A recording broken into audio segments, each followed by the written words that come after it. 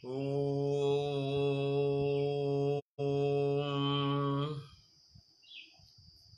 श्री गणेशाय नमः। यं ब्रह्मा वरुणेन्द्ररुद्रमरुतः स्तुन्वन्ति देव्यैस्तवैः वेदैः साङ्गपदक्रमोपनिषदैर्गायन्ति यं सामगाः। ध्यानावस्थित तद्गतेन मनसा पश्यन्ति यं योगिनो यस्यान्तं न विदुः सुरासुरगणाः। देवाय तस्मै नमः। देवाय तस्मै नमः। सच्चिदानन्दरूपाय कृष्णाय क्लिष्टकारिणे नमो वेदान्तवेद्याय गुरवे बुद्धिसाक्षिणे। हस्ते क्षमाला हृदि कृष्णतत्त्वं जिह्वाग्रभागे वरराममन्त्रं यन्मस्तके केशवपादतीर्थं शिवं महाभागवतं नमामि। शिवं महाभागवतं नमामि। ॐ नारायणं नमस्कृत्य नरं चैव नरोत्तमं देवीं सरस्वतीं व्यासं ततो जयमुदीरयेत्।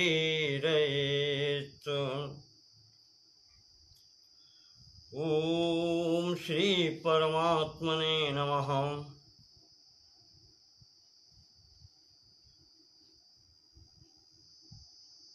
अद्य श्री महाभारते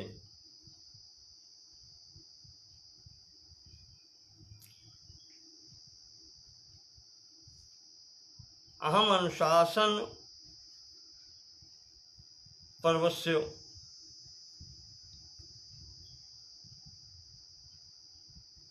वाचनं करोमि।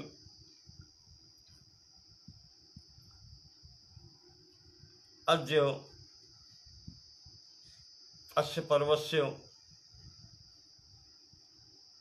दान धर्मणि पर्वे प्रथमोऽध्यायः मया प्रारभ्यते।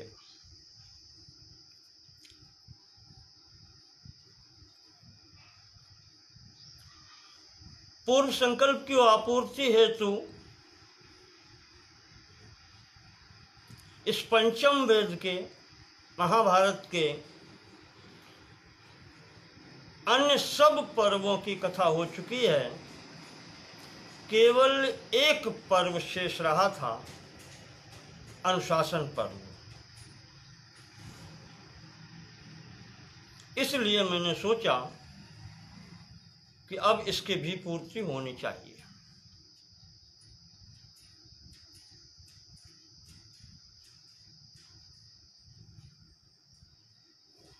पिछले दिनों सांख्य दर्शन और वेदांत दर्शन पर बात हुई थी।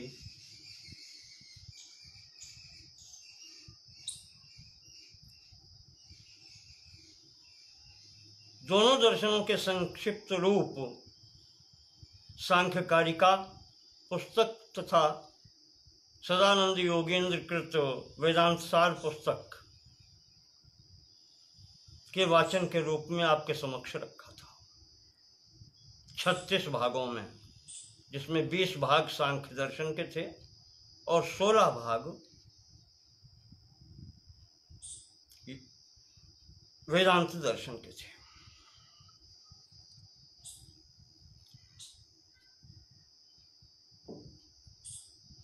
अंतिम भाग 16 जून 2021 को गया था। इधर इतना विश्राम हो गया तो आज विचार आया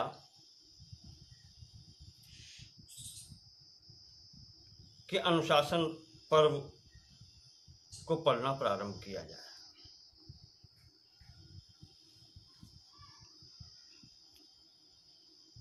तो अनुशासन पर्व के प्रथम अध्याय में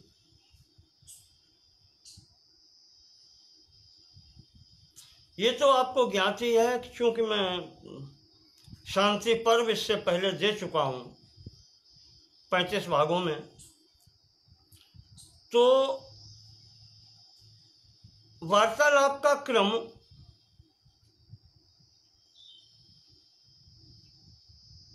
पितामह भीष्म और युधिष्ठिर के बीच में चल रहा है।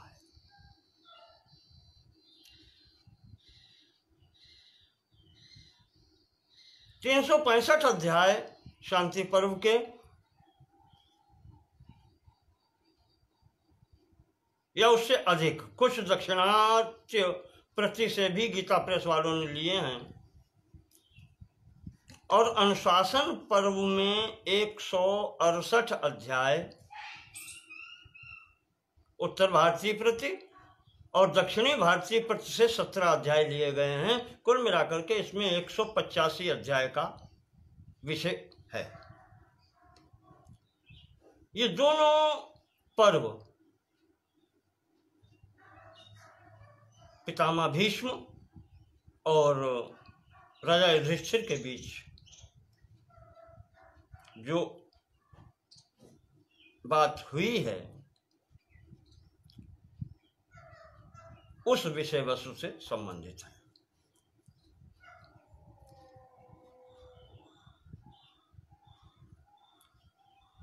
तो अनुशासन पर्व में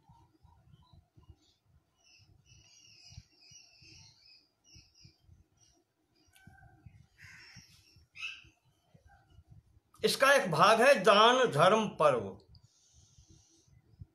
छोटे छोटे पर्व बनाए गए थे, क्योंकि मुख्य पर्व 18 हैं और इनके अंतर्गत 100 पर्व माने गए हैं। तो उन 100 पर्वों में ये दान धर्म पर्व है। चलिए अधिक बात न करते हुए हम यहाँ पर प्रारंभ करते हैं ग्रंथ को।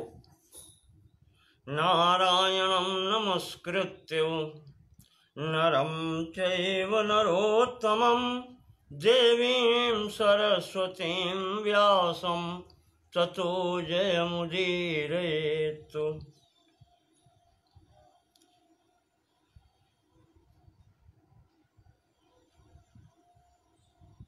भगवान नारायण स्वरूप श्री कृष्ण और नर स्वरूप में उनके सखा अर्जुन,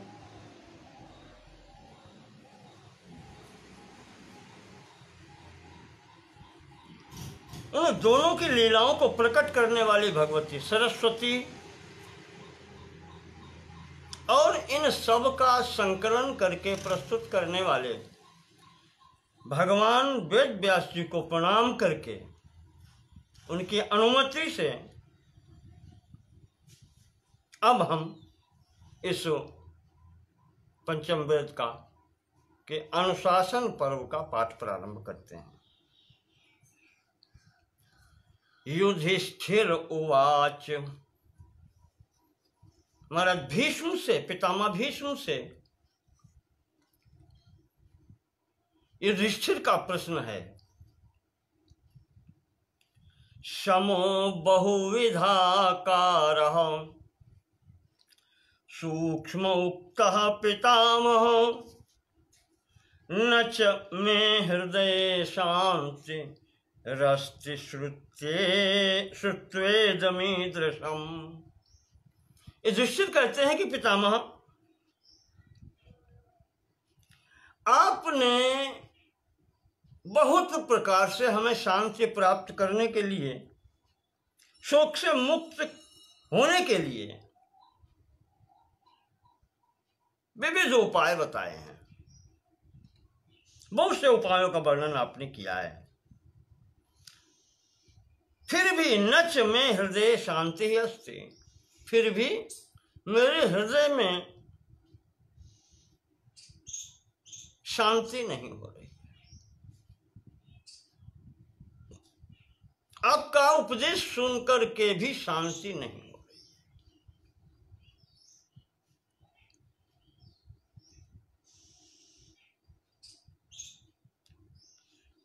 और इसमें जब मैं विचार करता हूं पितामह, तो इसमें किसी का दोष नहीं है।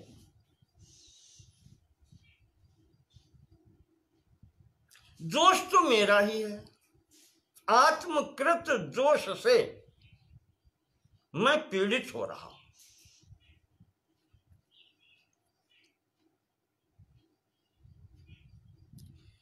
शरार्चित शरीरम ही तीव्र व्रणमुदीक्ष च। महात्मन या पितामह, आपको जब मैं देखता हूं तो ये आपके रोम रोम में जो बाण बिंधे हुए हैं, उनसे जो घाव प्राप्त हुए हैं आपको, इनको देख करके शर्म नोपलभे वीरो दुष्कृतानि एव चिंतयन्। अस्माकं दुष्कृतानि, जो हमारे दुष्कृत हैं उनका चिंतन करके स्वयं आपकी स्थिति इस प्रकार की देख करके मुझे शांति नहीं मिल रही। रुधिरेण आवसिक्तांगम, आपका संपूर्ण शरीर रुधिर से लथपथ है। प्रस्रवंतम यथाचलम, जैसे पहाड़ों से झरने बहते हैं। त्वां दृष्ट्वा पुरुष व्याघ्र सीदे वर्षा शिवाम्बुजम।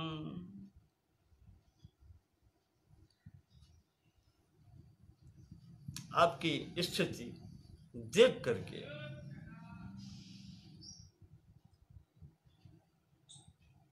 मैं भी उस तरीके से पीड़ित हो रहा हूं जैसे अधिक वर्षा से कमल का पुष्प भी गल जाता है।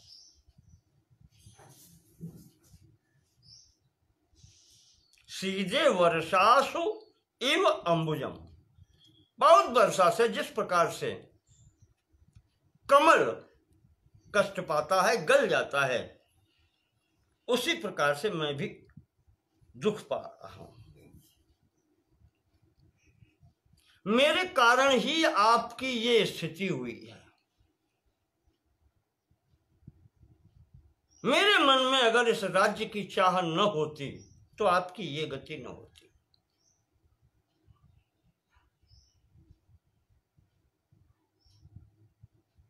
और आप ही क्यों, आप जैसे असंख्य राजागण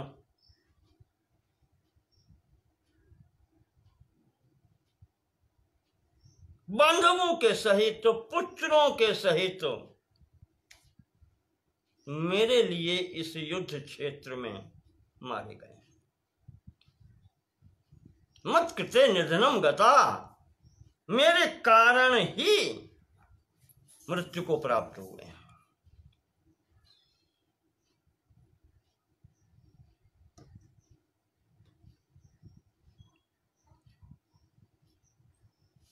वयम हि दहार्त राष्ट्राश्च, वयम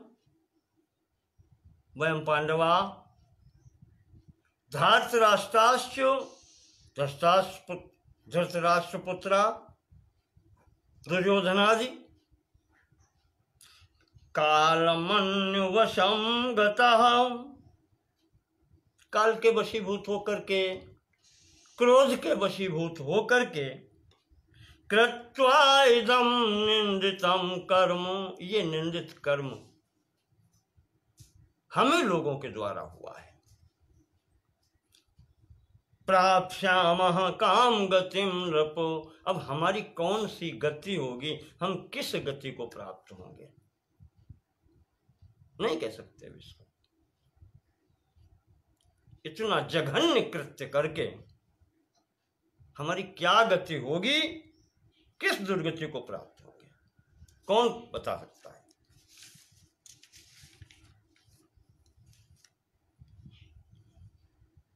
और युधिष्ठिर कहते हैं कि फिर हमसे अच्छे तो धृतराष्ट्र के पुत्र ही रहे, जो कम से कम उनको ये देखने को तो नहीं मिला, मर करके युद्ध क्षेत्र में स्वर्ग को चले गए।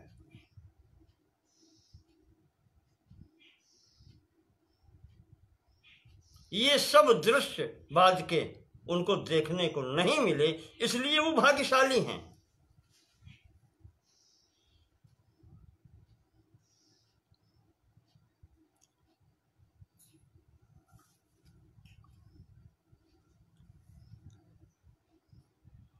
अहम ही समरे वीरु, हे वीरु, हे श्रेष्ठ पुरुष, हे महात्मन, हे पितामह,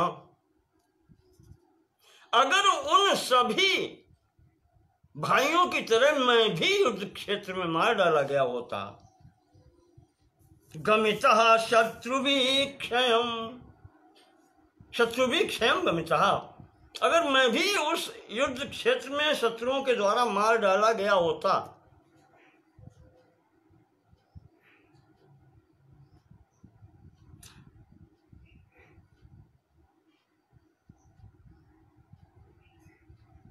अभविष्यम यदि पुरा सह भ्रातृभिरच्युत,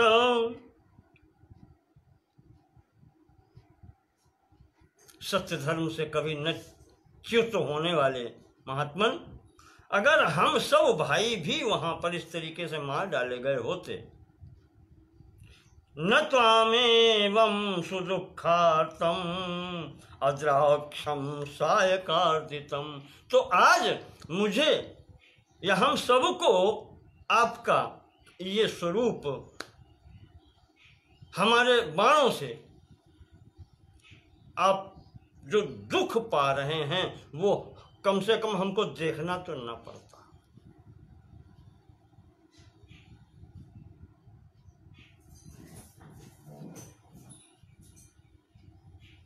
नूनम ही पाप कर्माणो धात्रा सृष्टा स्म हे नपो, हमें तो लगता ही ये पितामह कि विधाता ने हमें ये पाप कर्म करने के लिए ही बनाया था,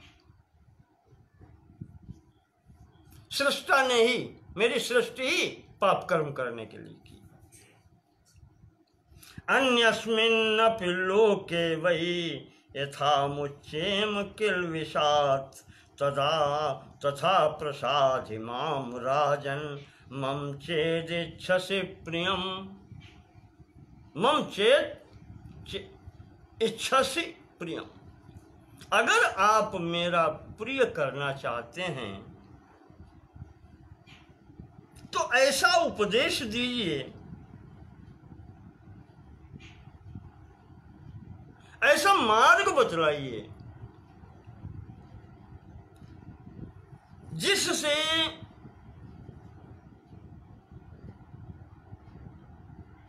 अन्यस्मिन्नपि लोके, दूसरे लोक यानी परलोक में भी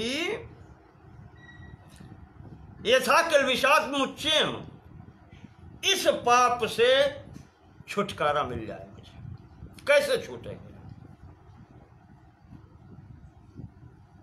अनुशासन पर्व के अंदर प्रथम प्रश्न युधिष्ठिर जी का पितामह से ये है।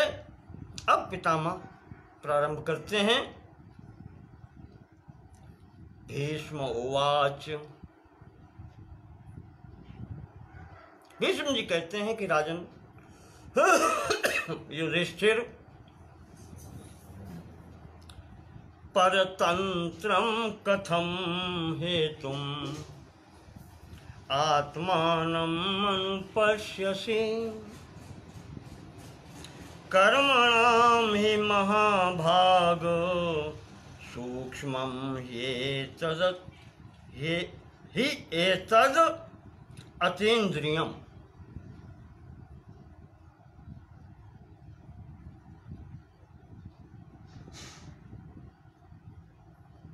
भीष्म जी कहते हैं कि राजन,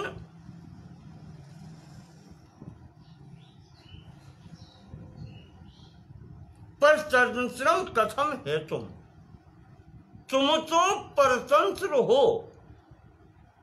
तो तुम अपने को इस संपूर्ण कार्यकलाप का हेतु क्यों मान रहे हो?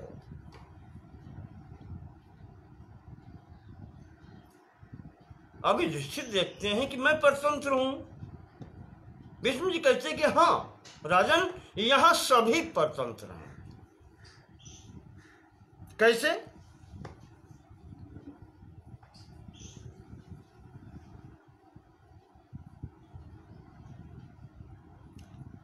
कर्मणाम ही महाभाग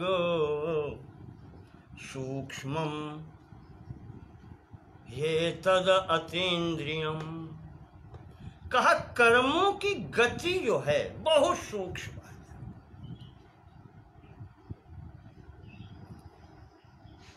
और इतनी सूक्ष्म है कि एतद अतीन्द्रियम, अतीन्द्रिय है, इंद्रियों से परे है। व्यक्ति जान नहीं पाता, पर वो अपने कर्मों से बंधा हुआ है, और उन कर्मों का कारण क्या है ये अतीन्द्रिय है, ये वो जान नहीं सकता, इतना सूक्ष्म है। और यही तुम्हारे ऊपर भी और यही मेरे ऊपर भी नियम लागू होता है।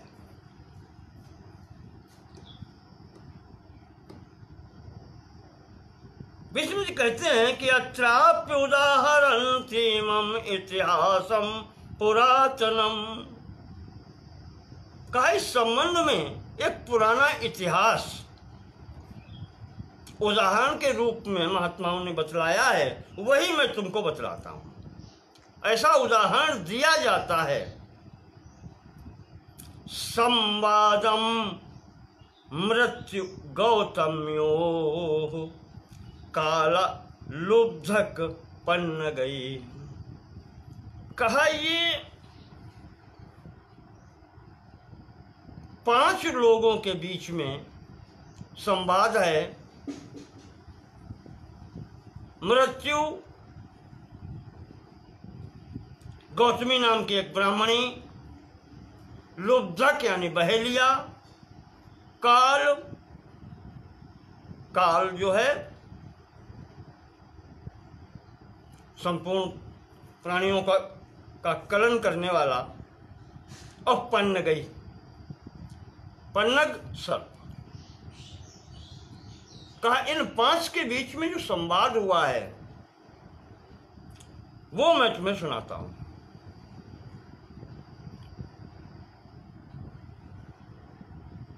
इतिहासम पुरातनम, इतिहास ऐसा हुआ है, यानी इतिहास,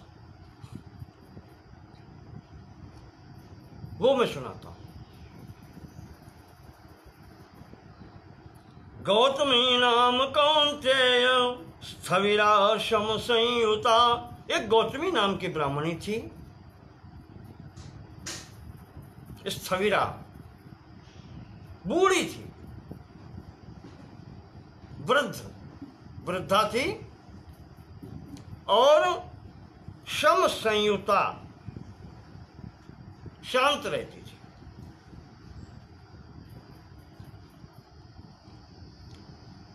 सर्पेण दष्टम स्वम पुत्रम अपश्यद गत चेतनम।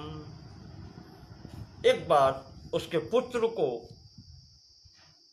सर्प ने काट लिया, डस लिया, तो वो अपने पुत्र को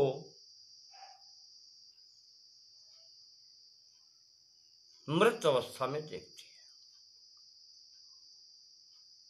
है। गत चेतनम अपश्यत।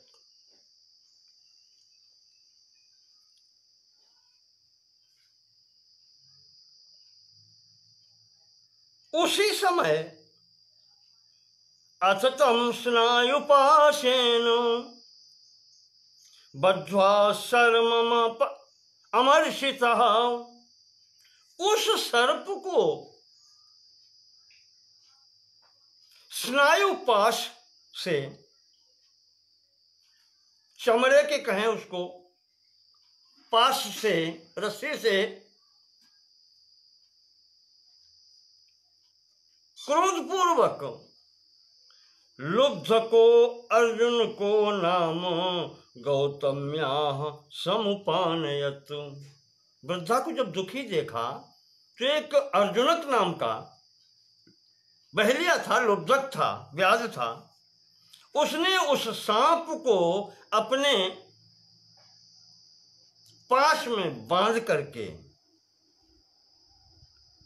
और गुस्से में भरा हुआ वो उस सर्प को उस वृद्धा गौतमी के पास में ले आया। समुपानयत, लेके आ गया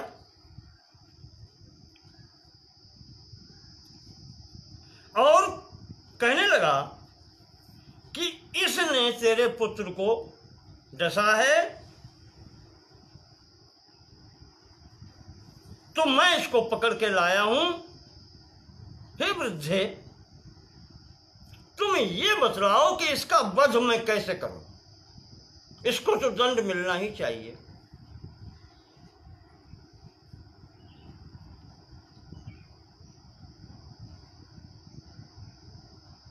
केन हेतुना बध्यता ब्रूहि, ये बताओ कि इसको किस प्रकार से मारें।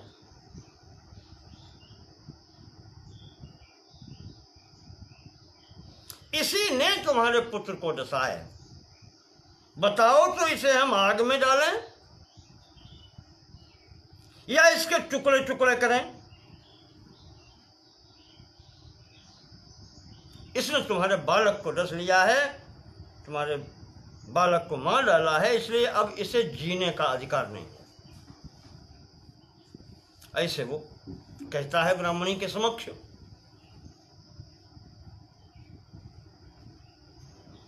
तो ब्राह्मणी कहती है, अरे व्याध, विसर्जनमबुद्धिस्त्वम् अवध्योऽर्जुनकत्वया। अरे अर्जुनक, तू अबोध है, अबुद्धि है,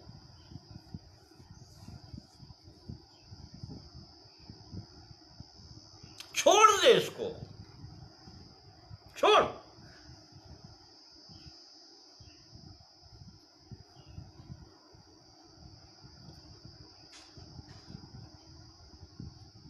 ये अवध्य है, मत मार इसको। क्यों? को ह्यात्मानं गुरुं कुर्यात् प्राप्तव्यम् अभिचिन्तयन्।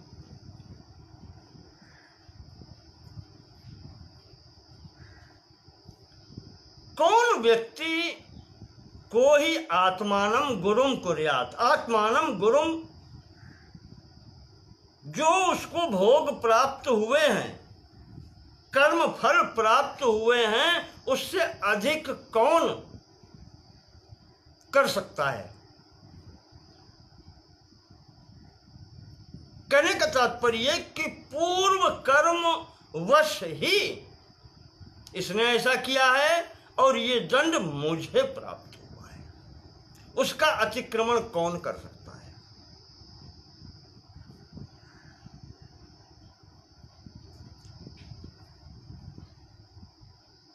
और तू अबोध है, अबुद्धि है, तू जानता नहीं है। क्यों ये पाप कर्म करके अपने कर्मों की गुरुता बढ़ाना चाहता है, गठरी पापों की बढ़ाना चाहता है।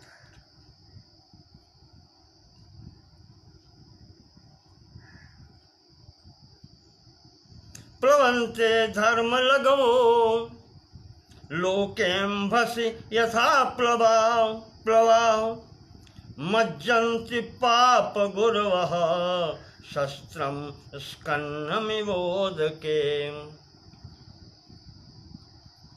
जो व्यक्ति अपने शुभ आचरण से कर्मों को हल्का करके चलते हैं, उनकी वो जीवन रूपी नाव जो है वो भवसागर से पार हो जाती है। लोके अंबस यथा प्रवाह, जैसे संसार में अंबसी जल के ऊपर प्रवाह नाव चलती है और पार हो जाती है प्लवन से। धर्म लघवो, लघु धर्म यानी कि शुभ कर्म करके हल्की रखते हैं, उनकी नाव पार हो जाती है। मज्जन्ति पाप गुरवः, देखें आप, लघु कर्म है शुभ, उनमें भार नहीं होता, नाव आपकी पार हो जाएगी। और पाप गुरवः, पापों को पृथ्वी भी सहन करने में समर्थ नहीं है, इतना भारी पाप है। तो पाप कर्मों को इकट्ठा करके जो ऐसी नाव को भरते हैं, जीवन रूपी नाव को, वो इस भवसागर में डूब जाती है। मज्जन से पाप गुरवा, गुरुतर पापों के कारण वो प्लव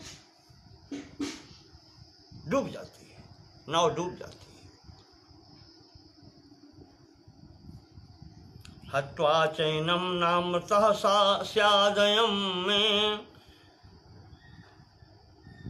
व्याध, इस सर्प को मार करके मेरा पुत्र तो वापस नहीं आ जाएगा।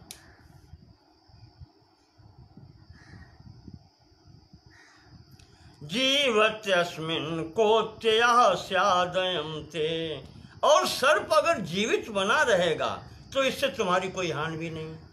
क्या हानि होगी तुम्हारी? मेरा पुत्र भी वापस नहीं आएगा इसको मार डालने से, और जीवित रहने से तुम्हारी कोई हानि भी नहीं होगी। अस्योत्सर्गे प्राण युक्तस्य जंतोर मृत्योर्लोकम कोऽनुगच्छेदनन्तम। तो ऐसी स्थिति में इस जीवित प्राणी के प्राण लेकर के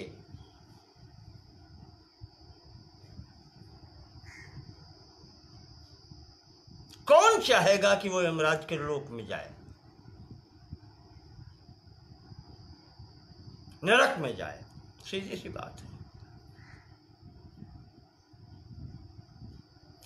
जिसके रहने से कुछ बनता नहीं है, जिसके न मार देने से कुछ बनता भी नहीं है, और जिसके जीवित रहने से तुम्हें कोई कष्ट भी नहीं है, तो ऐसे प्राणी के प्राण लेने से क्या लाभ है? नरक में ही जाना पड़ेगा।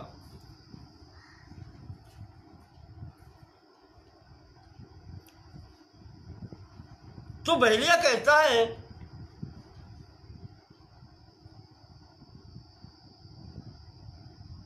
जानाम्यहम देवी गुणा गुणज्ञ, हे देवी मैं आपको जानता हूं,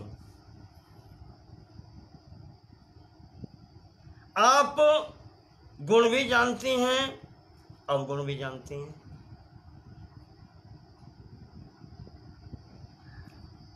सर्वार्थयुक्ता गुरुवो भवन्ति,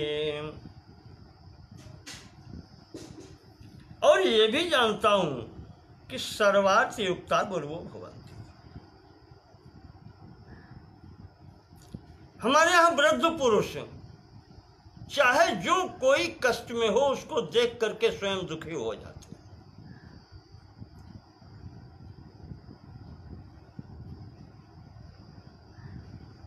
फिर भी स्वस्थस्यैते तूपदेशा भवन्ति जैसे आप बोल रही हैं, इसको देख करके लगता है कि आपको कोई कष्ट नहीं है। ऐसे उपदेश तो वो करते हैं जो स्वस्थ हैं।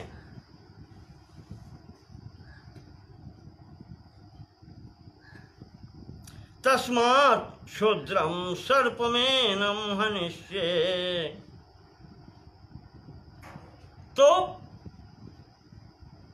आप स्वस्थ तो नहीं हैं, आप दुखी हैं, तो आप ऐसा उपदेश न करिए, मैं इसको मारूंगा, सर्प को मारूंगा।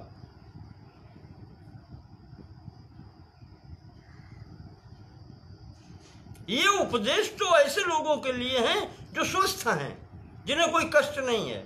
आपको तो कष्ट है, आप ऐसी बात कर रही हैं।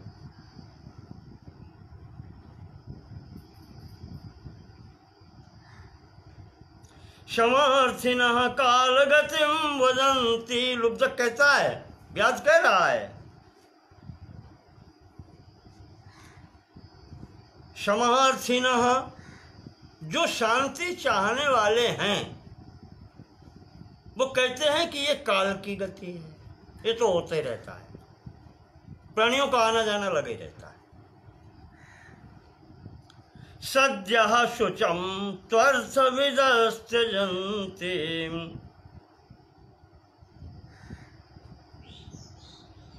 सद्यः शुचम तु अर्थविदस्त्यजन्ति। जो अर्थविद हैं, जो ये जानते हैं कि क्या करना चाहिए क्या नहीं करना चाहिए,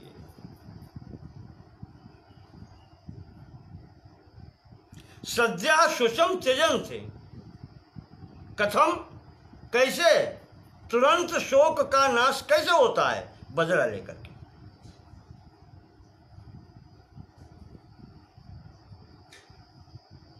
खून का बदला खून, जान का बदला जान, ऐसा लोग करते हैं। सद्यः शुचम त्यजन्ति, वो तुरंत अपने शोक का नाश करते हैं बदला लेकर के। अर्थविदा, जो जानते हैं कि क्या करना चाहिए। श्रेयः क्षयं शोचति नित्यमोहात्।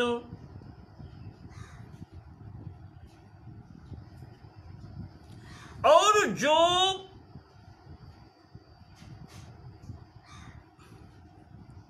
अपने कल्याण की कामना रखते हैं, श्रेयः कहते हैं, कल्याण की कामना वाले व्यक्ति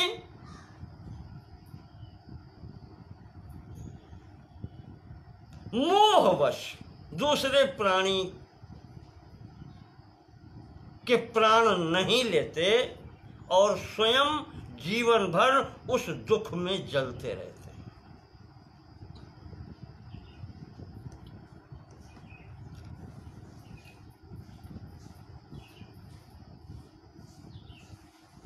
तो कहाँ की ये बुद्धिमानी है जीवन भर जलने की? शत्रु के प्राण छोड़ देने के बाद में जीवन भर शोक में डूबे रहने में बुद्धिमानी कहाँ की है? तस्मात् क्षुचम मुंच हते भुजंगे। इसलिए तुम्हारा जो शत्रु है, ये सर्प, इसको मैं अभी मार डालूंगा और शत्रु के मर जाने के बाद में तुम शोक का परित्याग कर दो।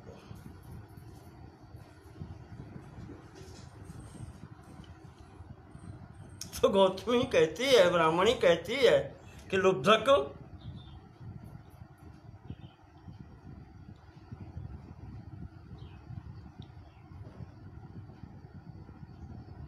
मेरे जैसे लोग, मैं तो ब्राह्मणी और जंगल में रहने वाली साधिका हूं, शांति के लिए ही तो संसार छोड़ता है व्यक्ति। यहां रहती हूं शांति से। मेरे जैसे लोगों को कभी पीड़ा नहीं होती। वो गौतमी कह रही है, ब्राह्मणी कह रही है आर्तिर्नैवं विद्यते अस्मद्विधानाम्। अस्मद्विधानाम् आर्तिर्नैवं विद्यते। मेरे जैसे लोगों को कष्ट कभी होता नहीं है, पीड़ा नहीं होती है। धर्मात्मानः सर्वदा सज्जना ही। जो धर्म का पालन करते हैं, सज्जन पुरुष होते हैं, उन्हें कभी पीड़ा नहीं होती, वो धर्म ही करते हैं। नित्यायस्तो बालकोप्यस्य तस्माद्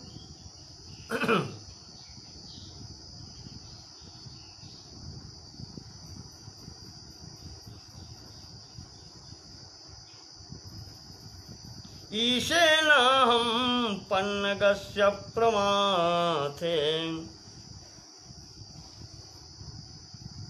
कहा मेरा पुत्र तो जाने वाला ही था। ये निश्चित है, संसार में जो आता है वो जाता है, और समय से पहले कोई नहीं जाता।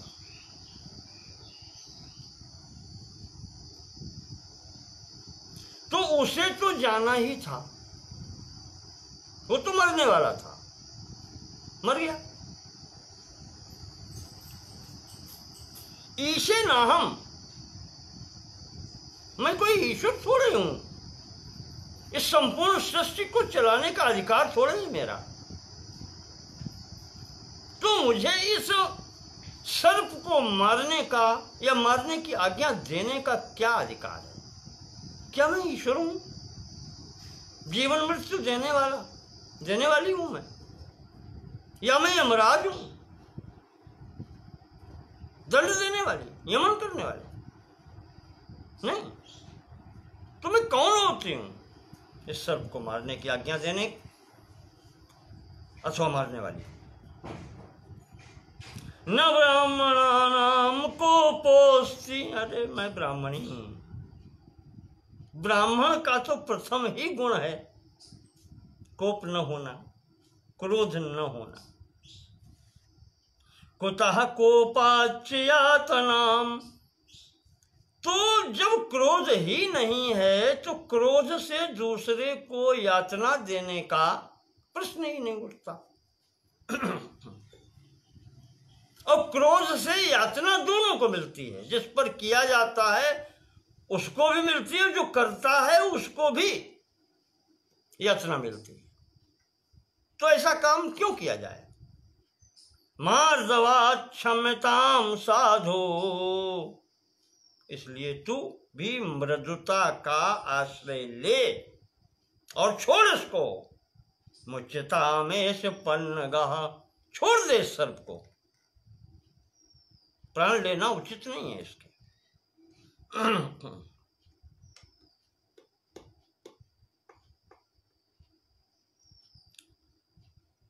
तो व्यास कहता है कि देवी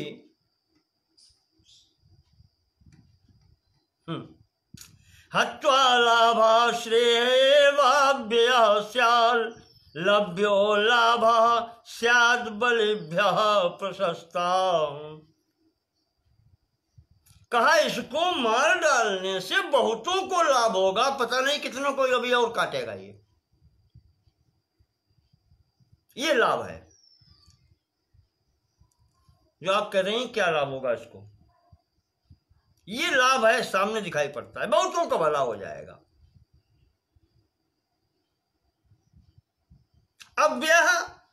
अव्ययः लाभः, ऐसा लाभ जो है, हाँ, जब ये दूसरे को काट ही नहीं पाएगा, मर जाने के बाद में बात खत्म हो जाएगी, तो इसके द्वारा अन्य लोगों को हानि नहीं हो सकती। ये अक्षय लाभ कह लें इसको, लाभ ही लाभ है।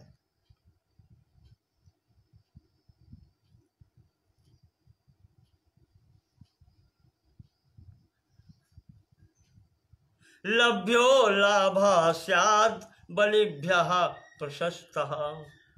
बलिभ्यः, जो बलवान हैं उनसे लाभ ले लेना अच्छी बात है, प्रशस्त है।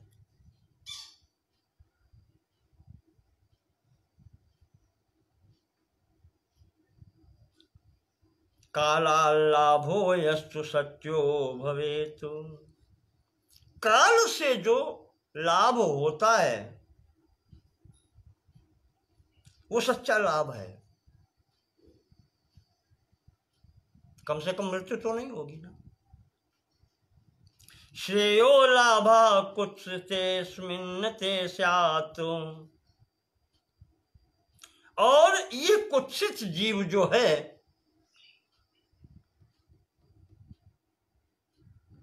इसके जीवित रहने से तुम्हें क्या लाभ मिलेगा, क्या श्रेय मिलेगा?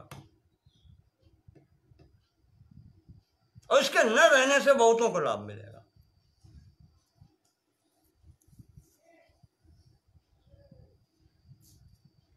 व्यास कहता है कि देवी शत्रु हाथ में अगर आ जाए तो उसको फिर छोड़ना नहीं चाहिए। शत्रु को कभी भी छोटा नहीं समझना चाहिए।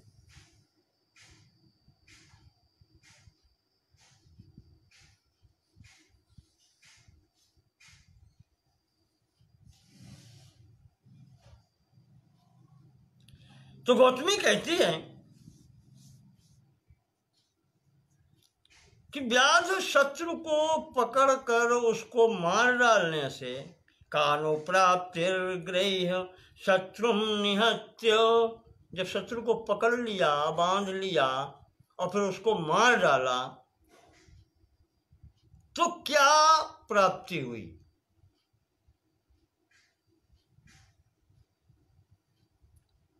और उसको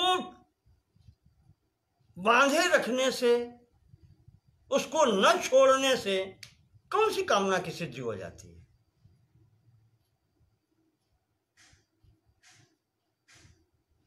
मुझे तो ऐसा कोई कारण नहीं दिखाई पड़ता कि जो मैं इसको क्षमा न करूं। छोड़ो, जाने दो उसको, मैंने क्षमा कर दिया।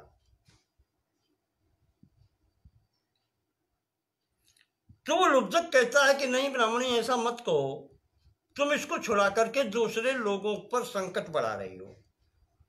पता नहीं ये कितनों को काटेगा और मैंने पकड़ ही लिया है।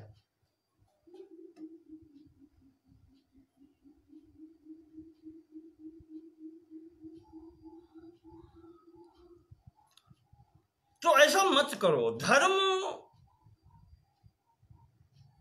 वहीं तक अच्छा है जहां से जन कल्याण हो,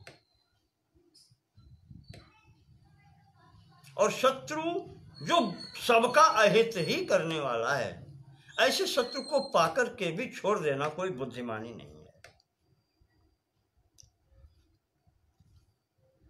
तो गौतमी कहती है कि लुब्धक, बताएं तुम्हें,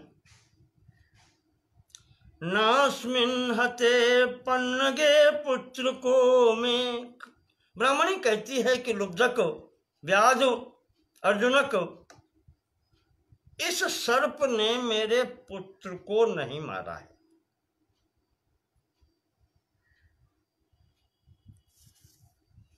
इसने नहीं मारा है।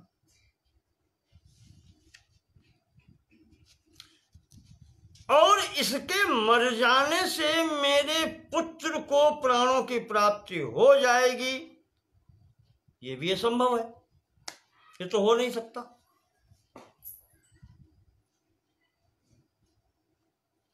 गुणम चान्यम नास्य वधे प्रपश्ये तस्मात् सर्पम लुब्धक मुंच शीघ्रम। तो जब इसके मारने से मेरे पुत्र का जीवन भी प्राप्त नहीं होगा तो इसके मारने से मुझे और क्या लाभ मिलेगा? मैं नहीं चाहती, इसको छोड़ो।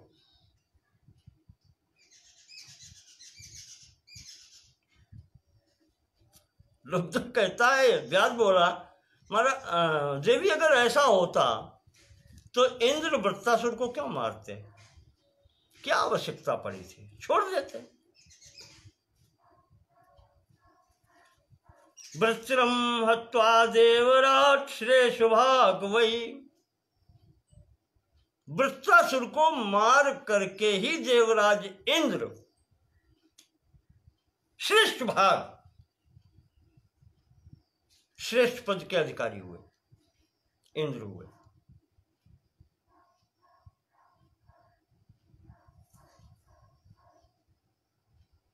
यज्ञम हत्वा भागमवाप चैव शूली देवो देवव्रतम चरत्वम क्षिप्रम सर्पम जहिमा भूते विशंका। कहा देवी, वृत्रासुर को मार करके इंद्र ने श्रेष्ठता पाई, दक्ष यज्ञ को विध्वंस करके शूली भगवान महादेव ने प्रशंसा पाई।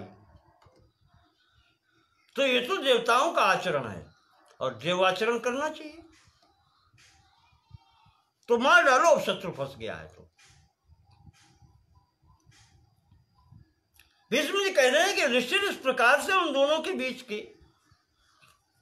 बीच वार्तालाप चल रहा है।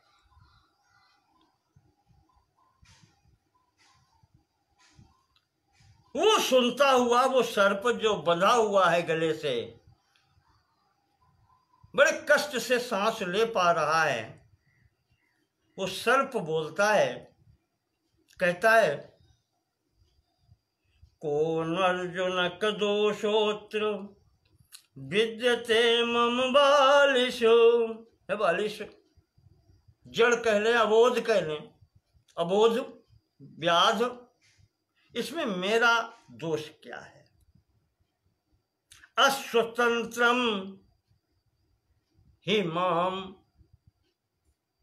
मैं अस्वतंत्र हूं, मैं भी परवश हूं। मृत्युर्विवशम यद अचूचुदत, किसके? मैं पराधीन हूं, मैं मृत्यु के अधीन हूं। उसकी प्रेरणा से ही मैंने इस बालक को डसा है। मैं स्वतंत्र नहीं हूं, मेरी इस बालक से कोई भी शत्रुता नहीं है।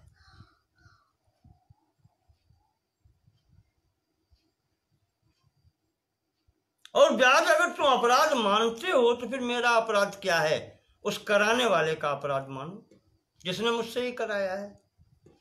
मृत्यु का अपराध है।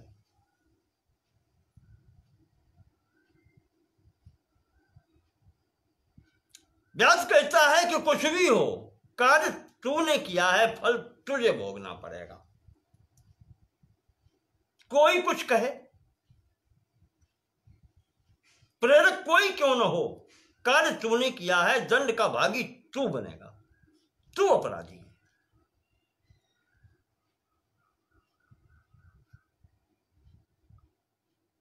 मृत्पात्रस्य क्रियायाम ही दंड चक्रादयो यथा। जैसे मिट्टी का बर्तन बनाने के लिए जो सहायक उपकरण होते हैं, सहायता उन सबकी ली जाती है। जैसे चाक है और उसको घुमाने वाला दंड है, डंडा।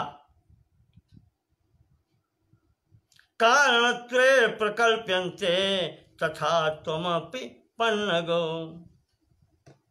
तो मिट्टी के बर्तन को बनाने के लिए जैसे कारण रूप में वो डंडा भी माना जाता है, वो चाक भी माना जाता है, इसी प्रकार तू सहायक है उस कर्म में, फिर भी अपराधी है।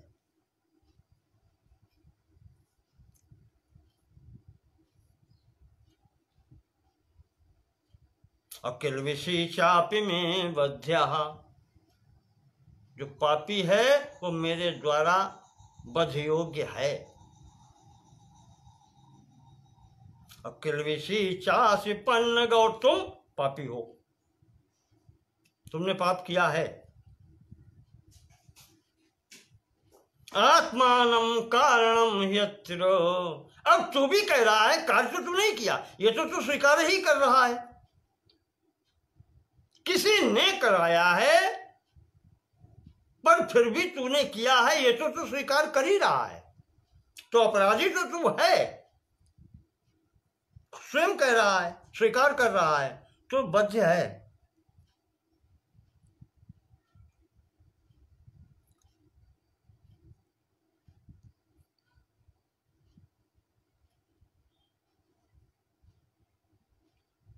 अब वो सर्प कहता है, कहा लुब्धक तुमने तो गिना दिया वो चाक और उसका डंडा, ये सब सहायक होते हुए भी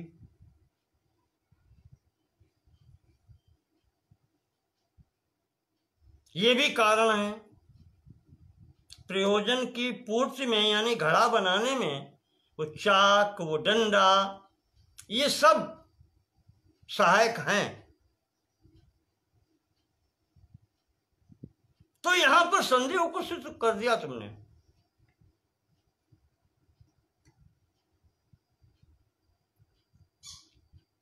जब चाक और डंडा ये सब सहायक उपकरण हैं, तो करने वाला कौन है? जो डंडे से चाक को प्रेरणा दे रहा है, वो प्रेरक कुम्हार है। वैसे ही मुझे प्रेरणा देने वाली वो मृत्यु है। तो अब अपराधी कौन हुआ? चाक और डंडा हुआ कि वो कुम्हार हुआ? का अपराधी तो वो कुम्हार है, प्रेरणा देने वाला, प्रेरक अपराधी तो वो है।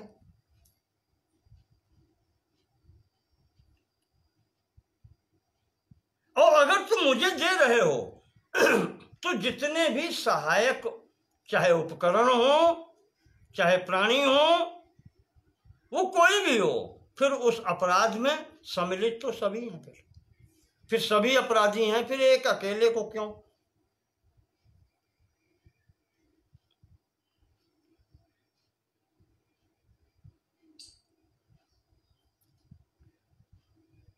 तो व्यास कह रहा है कि हम चलो मान लें तुम्हारा, चलो तुम्हारी बात मानते हैं।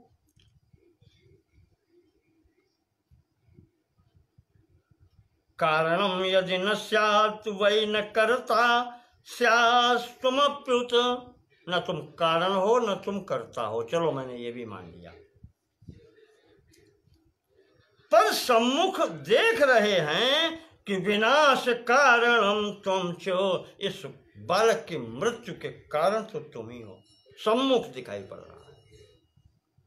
तस्मात् बध्योसि मे मतः, तो मेरे मत से तुम सजा पाने के योग्य हो, बध योग्य हो।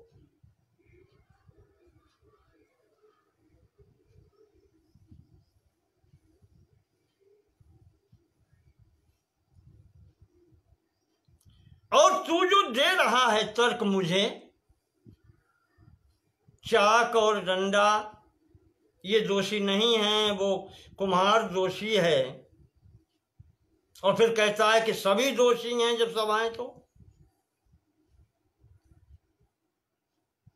तो इसका मतलब ये हुआ कि कोई भी व्यक्ति कह देगा कि मैं दोषी नहीं हूं।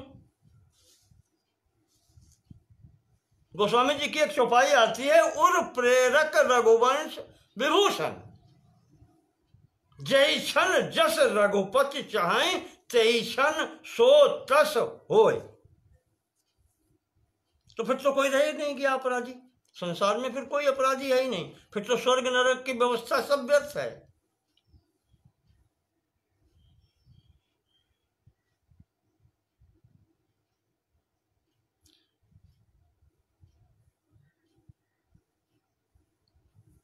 तुम्हारी बात मान लें तो गलत कार्य करके भी व्यक्ति ये कह दे कि मैं करता नहीं हूं, मैंने ये नहीं किया, कराने वाला कोई और है,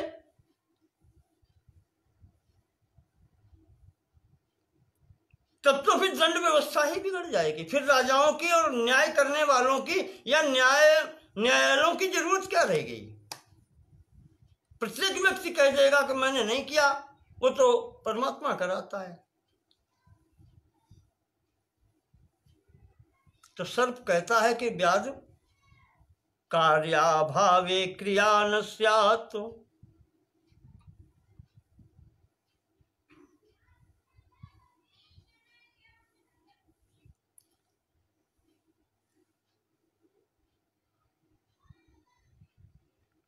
सत्य सत्यपि कारण।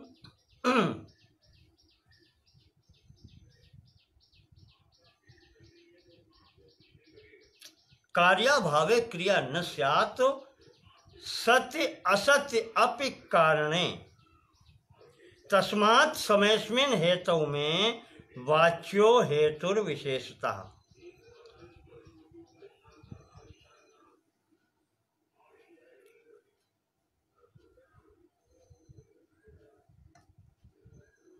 कहा कि जो प्रेरक है, प्रेरणा देने वाला,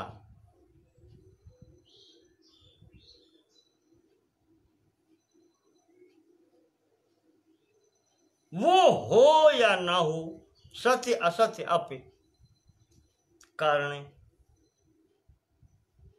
कारण में वो हो न हो,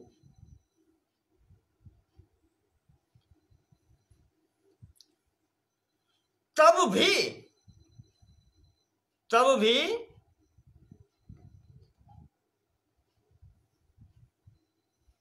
कोई प्रेरक हो या न हो, तब भी बिना कर्ता के क्रिया नहीं होती।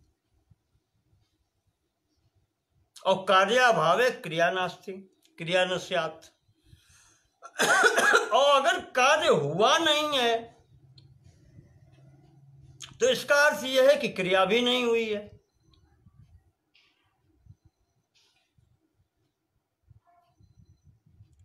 कारण से जब कार्य उत्पन्न होता है तो क्रिया होती है कोई।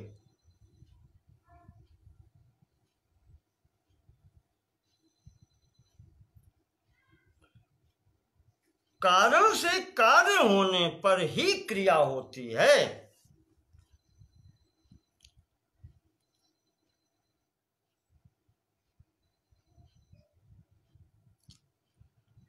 तो कहते हैं कि यहां पर ठीक है, मैं भी यहां पर कारण हूं। अच्छा, एक बात और कहूं कि मृत्यु भी कारण ही है।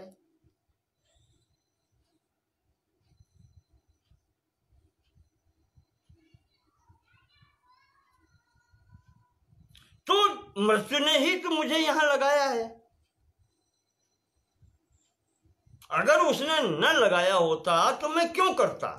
वो प्रयोजक है, मुझे लगाने वाली है,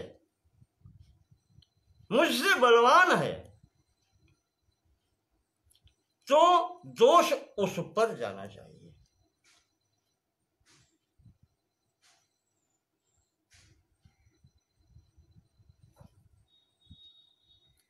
और अगर तुम ठंडे दिमाग से शुद्ध चित्त से विचार करोगे तो मैं जो कह रहा हूं, सर्प कह रहा है व्याध से, व्याध तुम क्रोध में हो इसलिए अभी तुम्हारी समझ में नहीं आता है। जो मैं कह रहा हूं वही सत्य है।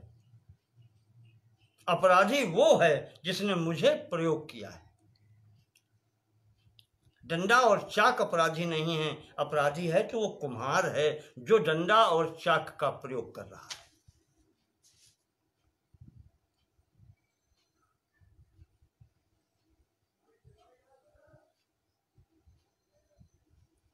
दूसरी बात सर्प कहता है कि जब यज्ञ होती है, यथा हविंस जुहानाम, हवन होता है, यज्ञ जब बड़ी होती है, यथा हविंस जुहानाम मखे वही लुब्ध कर्तृजा। हे लुब्धक, उस यज्ञ में ऋत्विज आहुतियां डालते हैं। न फलम प्राप्नुवन्त्यत्र, लेकिन फल उनको नहीं मिलता है। किसको मिलता है? फल योगे यथा हम न फलम प्राप्नुवन्त्यत्र। उन ऋत्विजों को जो हवन में आहुतियां डालते हैं उनको फल नहीं मिलता है। तो फल किसको मिलता है? यजमान को मिलता है जो यज्ञ करा रहा है। उसने नियुक्त किया है इन ऋत्विजों को यज्ञ कराने के लिए, तो फल का भागी वो यजमान होता है। वैसी ही स्थिति यहां पर है। उसने मुझे नियुक्त किया है तो इसका फल भी उसको ही मिलना चाहिए।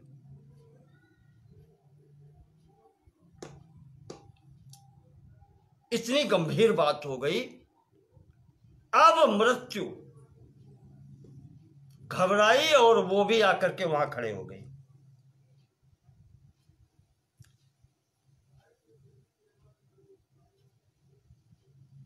और वो भी अब स्थिति बन गई, ब्राह्मणी है, वृद्धा है, तपस्विनी है, शाप दे सकती है, भय है। आज मृत्यु भी सामने खड़ी है, हाथ जोड़ के वो कहती है कि सर्प तू मुझे दोष अपराधी बना रहा है। कहा मैं भी स्वतंत्र नहीं हूं, मुझे काल ने प्रेरणा दी थी, इस कारण से मैंने तुझे प्रेरणा की। मैं भी स्वतंत्र नहीं हूं, तो तुम्हारा ही न्याय अगर आरोपित करें तो उस काल का दोष है जिसने मुझे प्रेरित किया और मैंने तुम्हें प्रेरित किया। मैं तो काल के वश में हूं, मैं स्वयं किसी के वश में, वो मेरी किसी के साथ में शत्रुता थोड़ी है। जैसे हवा बादलों को उड़ा ले जाती है, ऐसे ही काल मुझे ले जाता है, जो चाहता है कराता है। यहां जितने भी प्राणी स्थावर जंगम है सब काल के अधीन है। देवता हूं चाहे जो भी हूं,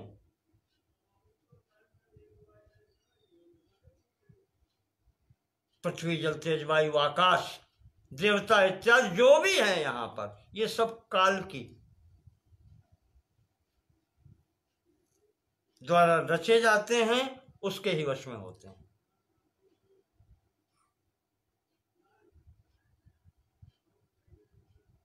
अब जब ये कहा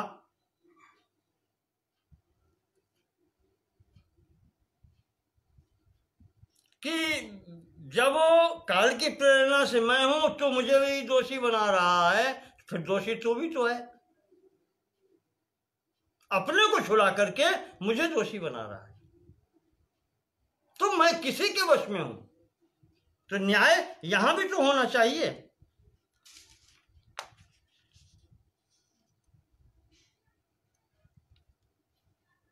इतना सुनना था तो भगवान काल भी हाथ जोड़ के सामने आ गए। भीष्म जी कहते हैं अथोपगम्य कालस्तु, ये सुन करके काल भी आ गए सामने। तस्मिन् धर्मार्थ संशय, अब उस संशय निवारण के लिए यहां पर इनका आना जरूरी था। आकर के और ये स्वयं बोले कि न ह्यहम् नाप्ययम् मृत्युर्नायम् लुब्धक पन्नगः। कहा है लुब्धक, बहेलिया, व्याध। कहा न तो मैं दोषी हूं, देखो पहले लिया, न ही अहम, मैं भी दोषी नहीं हूं। ये सब लोगों ने मेरे ऊपर लगा दिया तो दोषी मैं भी नहीं हूं। नाप्ते अयम मृत्यु, ना तो ये मृत्यु ही दोषी है, नायम पन्नगः, और न तो ये सर्प ही दोषी है। कोई दोषी नहीं है इसमें। किल्विषी जंतु मरणेन, किल्विषी जंतु मरणे न वयम ही प्रयोजका। कहते हैं कि जंतु मरणे, प्राणी स्वयं के मरने का स्वयं ही जिम्मेदार होता है। स्वयं कृत कर्मों के फल स्वरूप ही उसकी जीवन और मृत्यु होती है।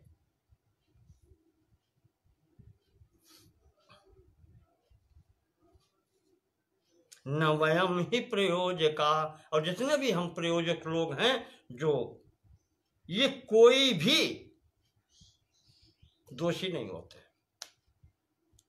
कहने का तात्पर्य काल ये कह रहे हैं कि इसने जो कर्म किए हैं उनका फल या प्रारब्ध कह लें, वही हमको भी चलाता है।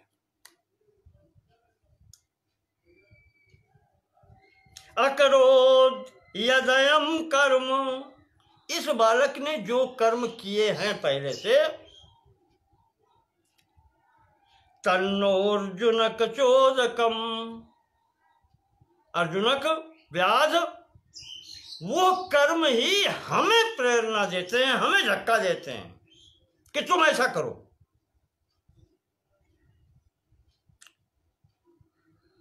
विनाश हेतुर्नान्योस्य वज्रते हम सुकर्मणा। तो इस प्रकार से अगर विचार करें तो इसके विनाश का कारण स्वयं इसके कर्म है। हम कोई इसके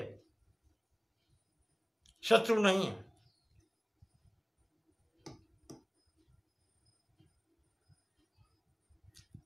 बद्धते अयम स्वकर्मणा, स्वकर्मणा बद्धते। व्यक्ति अपने ही कर्म से मारा जाता है, मरता है।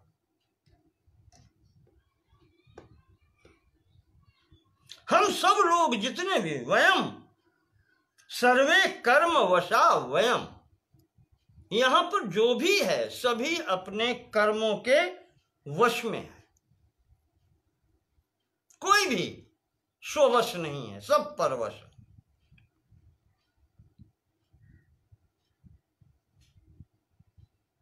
कर्मदायादवान् लोकः कर्म संबंध लक्षण कर्माणि चोदयन्ति यथान्योन्यं तथा वयम। जिस संसार में मनुष्य के पुत्र और पुत्रों के पुत्र यानी पौत्र ऐसे होते चले जाते हैं, ठीक इसी प्रकार किसी भी प्राणी के कर्मों के द्वारा उनके फल रूप पुत्र उत्पन्न होते चले जाते हैं और वही आगे जाकर के सुख दुख रूप में उस प्राणी के सम्मुख आते हैं। जैसे अपने ही पुत्र और पौत्र सुख दुख देने वाले होते हैं, इस प्रकार से व्यक्ति के कर्म ही सुख और दुख देने वाले हैं। उसी श्रेणी में हम लोग आते हैं जो उन कर्मों की प्रेरणा के कारण एक दूसरे को प्रेरित करते रहते हैं और संसार चक्र का कार्य इस प्रकार से चलता रहता है।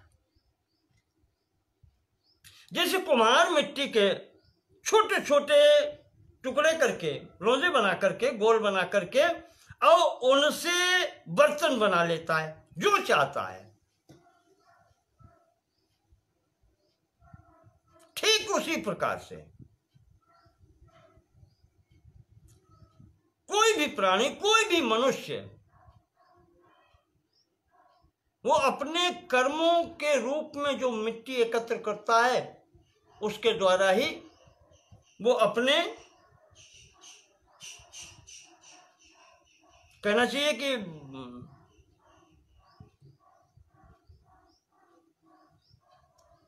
कर्म जो करके लाया है उसके द्वारा जैसे विभिन्न प्रकार के बर्तन बनते हैं, उसी प्रकार से उनके विभिन्न प्रकार के वो फल बना लेता है। सुख किसी में सुख और किसी में दुख, तो इसमें दोषी कोई नहीं है।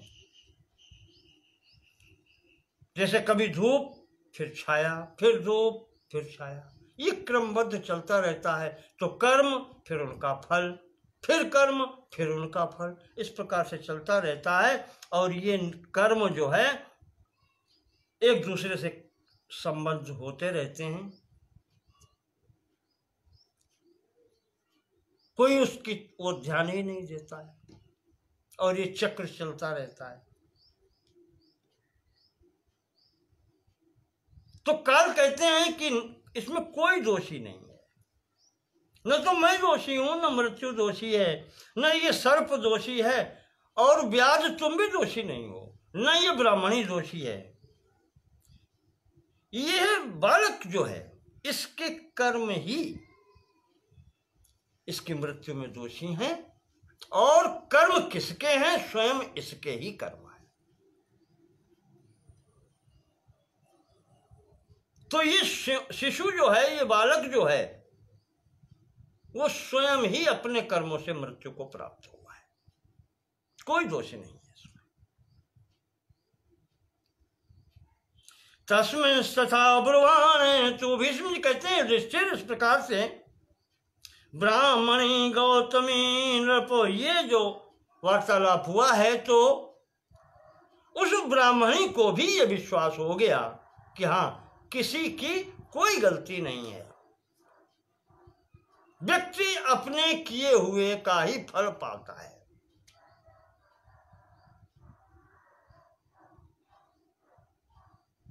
अवश्यमेव भोक्तव्यम कृतम कर्म शुभाशुभम, ना भुक्तम क्षीयते कर्म कल्पकोटि शतैरपि, देवी भागवत कहती है।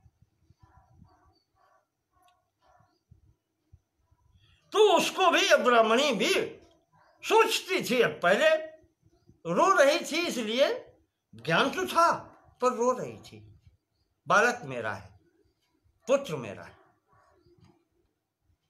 इतने होश में होने पर भी दुख तो था, पर अब दुख बिल्कुल मिट गया।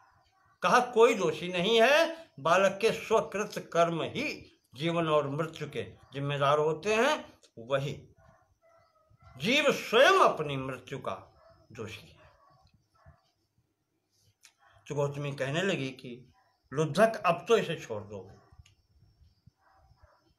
न काल दोषी है, न मृत्यु दोषी है, न ये सर्प दोषी है। बालक अपने कर्मों के द्वारा ही, उनके कर्म फल के कारण ही मृत्यु को प्राप्त हुआ है, इसका शरीर छूट गया है। मया च तत्कृतं कर्म येनायं मे मृतः सुतः, और लुब्धक को हो सकता है कि मैंने भी ऐसे कर्म किए होंगे जिस कारण से मुझे ये पुत्र की मृत्यु देखने को मिली।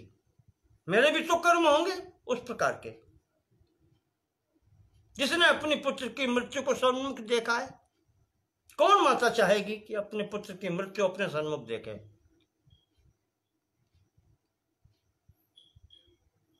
या चुकाल तथा मृत्युर्मंचार्जुनक पन्नगम, इसलिए काल तुम भी जाओ, मृत्यु तुम भी जाओ, और अर्जुनक तुम भी सर्प को छोड़ो।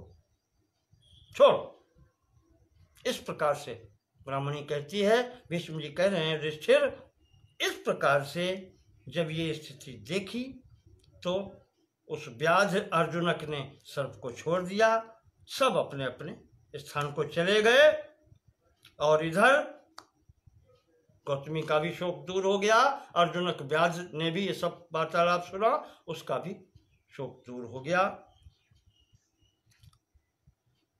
कहते हैं कि युधिष्ठिर, ये पुरातन इतिहास मैंने तुम्हें इसलिए सुनाया है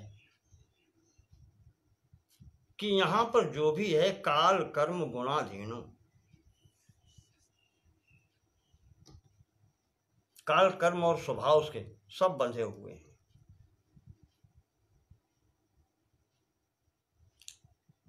एतत् श्रुत्वा शमं गच्छ, ये सुन करके तुम भी शांति धारण करो। मां भू शोक परो नृपो, और शोक कर मत करो। यहां कोई दोषी नहीं है, संसार चक्र ऐसे ही चलता है।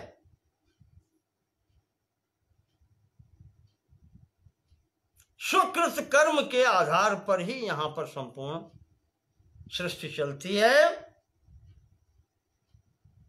सब अपने स्वकर्म प्रत्यान लोकान सर्वे गच्छन्ति वै नृपो, सब मनुष्य अपने अपने कर्मों के अनुसार जो जैसे कर्म करते हैं वैसे लोगों को प्राप्त करते हैं। सुख दुख उसी प्रकार से प्राप्त होते हैं। नैव त्वया कृतं कर्म, तुमने कुछ भी नहीं किया है, युधिष्ठिर क्यों परेशान होते हो? तुमने कुछ किया ही नहीं है। नापि दुर्योधनेन वै, और न दुर्योधन ने कुछ किया है। कालेन एतत् कृतं विद्धि, अगर मूल तुम काल को भी मान लो तो ये सब काल के द्वारा ही किया हुआ है। जैसे श्रीमद् भागवत में भी अर्जुन युधिष्ठिर से वहां भी भीष्म जी ने कहा है, सर्वम काल कृतम मन्ये, मैं वैसा मानता हूं कि सब कुछ काल के द्वारा किया हुआ है। तो वही यहां कह रहे हैं कि सर्वम काल कृतम स्वकर्म प्रत्यान लोकान सर्वम सर्वे गच्छन्ति वै नृपो, सब व्यक्ति अपने किए हुए कर्मों के द्वारा ही अलग अलग लोकों में जाते हैं, सुख दुख उठाते हैं। न तो तुमने कुछ किया है, न युधिष्ठिर ने कुछ किया है। कालेन एतत् कृतं विद्धि निहता येन पार्थिवा, उसी काल ने इस संपूर्ण पार्थिवा ये राजाओं को मारा है या मरवाया है। ये सब उसका ही किया हुआ है। गीता में भगवान ने कहा है कि कालोस्मि लोक क्षय कृत प्रवृत्तो, मैं ही काल हूं और इस संपूर्ण लोक का संहार करने के लिए जो भी यहां आए हैं मैं प्रवृत्त हो रहा हूं। तो निमित्त मात्रम भव सब साचन, तेरा कोई दोष ही नहीं है।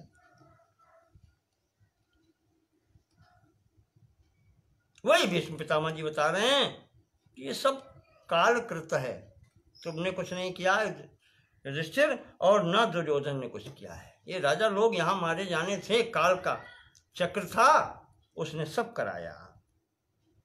वैशंपायन जी कथा सुना रहे हैं जन्मेजय को, कह रहे हैं कि राजन इस प्रकार से भीष्म जी ने राजा युधिष्ठिर के शोक को दूर करने के लिए ये एक पुराने इतिहास रूप में उदाहरण दिया, उनको ये कथा सुनाई और कहा कि राजन शोक त्याग दो, शोक करना नहीं चाहिए, संसार में शोक करने की कोई स्थान ही नहीं है।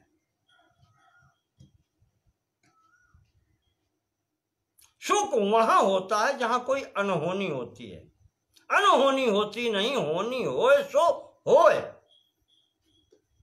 यहां जो कुछ भी होता है सब होनी ही होती है, अनहोनी होती ही नहीं है। इसलिए किसी भी व्यवस्था में, किसी भी अवस्था में शोक करना उचित नहीं है और शोक करना नहीं चाहिए। इस प्रकार से भीष्म जी ने समझाया तो युधिष्ठिर जी की को शांति मिली चित्त में, और फिर उन्होंने आगे प्रश्न पूछे हैं। तो अब शांत चित्त युधिष्ठिर के द्वारा जो पूछा गया है वो कल के अगले खंड में हम आपको बतलाएंगे। प्रयास ये करेंगे 10 बजे का, 10 से 12 के बीच में जितना भी समय दे सकेंगे वो हम आपको फिर सुनाएंगे। आज प्रथम खंड हम यहीं पर स्थगित करते हैं, पूर्ण करते हैं, आगे कल इसकी बात बतलाएंगे। नमो नमः, धन्यवाद।